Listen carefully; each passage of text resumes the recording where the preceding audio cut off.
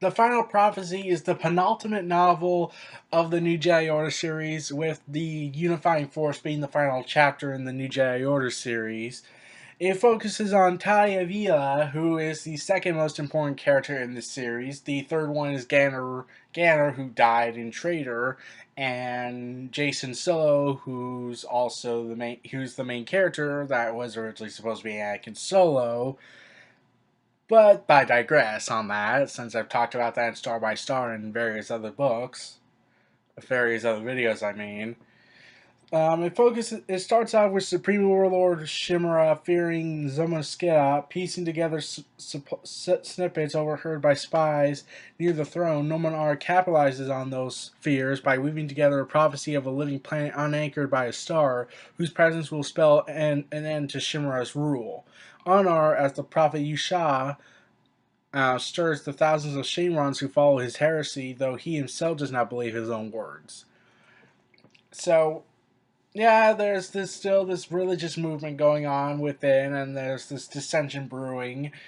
So we go to Dagobah, where Talia Vila has come to meditate and heal her strained psyche, because in the previous novel, she was having a battle between her former self Talia Vila and her Yuzin Wong self Rena Koad.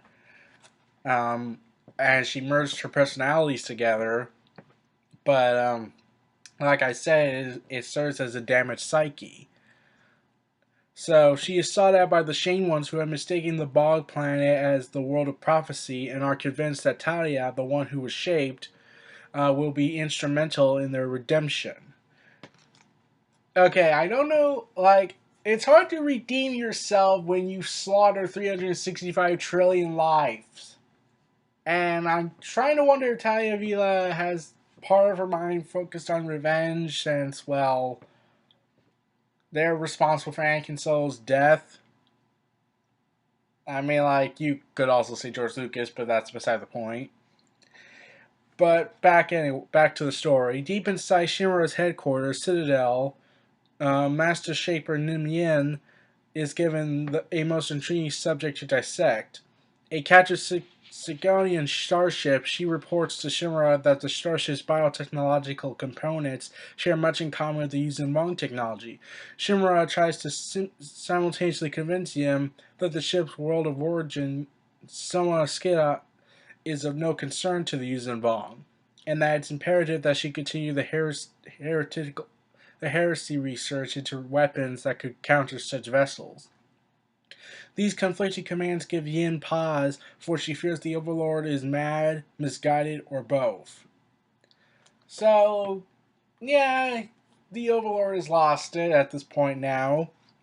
Nemyon conspiratorially meets with Hanar, who has also grown suspicious of Shimura. Hanar believes that the Overlord is revising history and deleting accounts regarding his ascent to power and the launching of his crusade into the galaxy. As Yin relates her own discoveries, Hanar shares what he's learned of Zomasketa through the heretical prophecies spread by Yusha. Yim is determined to visit Zomasketa to learn more of the world, and Hanar believes Yusha could facilitate such a voyage. Yusha smuggles, like I said, this is Nomanar disguising himself as Yusha. So he smuggles out a message to the Galactic Alliance, making clear of his desire to find Soma Sketchup and explain that he sees it as the word vital to the Shinwan's crusade of redemption. He requests that the Jedi rescue him from Coruscant and bring him to the planet. Although suspicious of the trap, Talia Vila and Corin Harn take on an assignment. They enter Coruscant aboard, or Yuzentar if you want to still call it that, aboard a captured Yuzin Wong vessel and depart aboard the Skidon ship with Yusha, Hanar, and Yen aboard. Talia recognizes Yim as one of her torturers, adding to the tension and distrust already inherent in the group. The animosity between Talia and Yim subsides when Talia learns that her Renakara personality was built from Yim's memories. The ailing Skiton vessel arrives at Zomonsketa. The Yuzumong are invaded by the world, stunned by its power and resemblance to their homeworld of legend, using Tar the original. Nemian confirms the biological connection between Yuzumong technology and the Zomonsketa ecosphere. Talia believes that Zomasketa is the Yuuzhan homeworld. Yusha takes advantage of access to Yim's scientific files and purloins information on how to cripple the planet. Armed with this information, allied with two highly placed Yuuzhan turncoats, the Church's NRE contacts Supreme Overlord Shimura, hoping to parlay this to a reinstatement into the Yuuzhan command. NRE crushes Nomyun's skull with a rock and sabotages Zomasketa's hyperdrives and flees to Coruscant with Yim's research. With her dying breath, Yim reveals Yusha's true identity, Nomanar. The planet, reeling from Nomanar's attack, instinctively retreats into hyperspace. So there's that part of the story is over, but now there's a subplot um, with the Galactic Alliance concentrating its efforts on Operation Trinity, a three-pronged attack on Bill Bringing. I think I'm not good with this.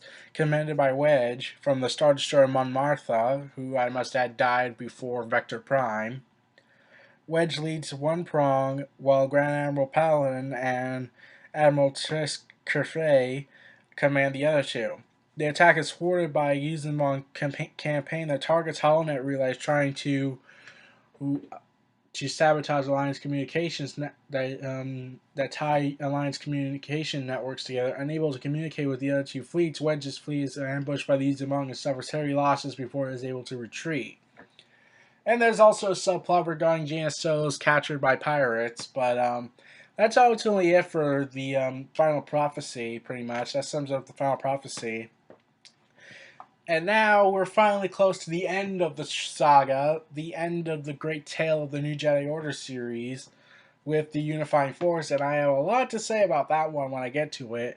But ultimately, like, the Yuuzhan are having dissension more and more. Things are not going well as they had hoped, and Talia Vila might be the savior of the Yuuzhan species, though she might still carry though, as it's shown in the book, she still carries a grudge against Nim Yin, being one of her torturers, but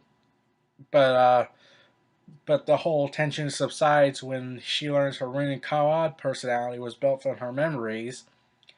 But I think there's still, Anakin Solo dying, and I'm still scratching my head, like, why do the Yuuzhan want redemption? Like, I know that they see the Jedi as their saviors now, like some of them do, but like, you killed 365 trillion people. Like, I'm pretty sure it's too late for redemption from the eyes of the other from the Star Wars galaxy.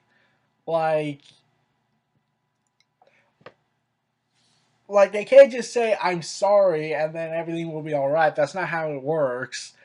Like, you have to, and there's also the Bothians who declared this ritual to destroy all Yuuzhan species once and for all until there's no more of them.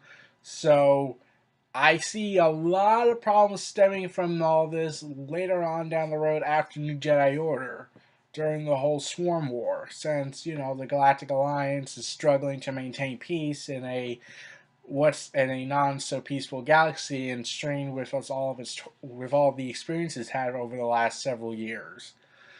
So those are my thoughts on the Final Prophecy. This was Neo Reality Entertainment. Feel free to like, comment, subscribe, and donate. Stay tuned for more.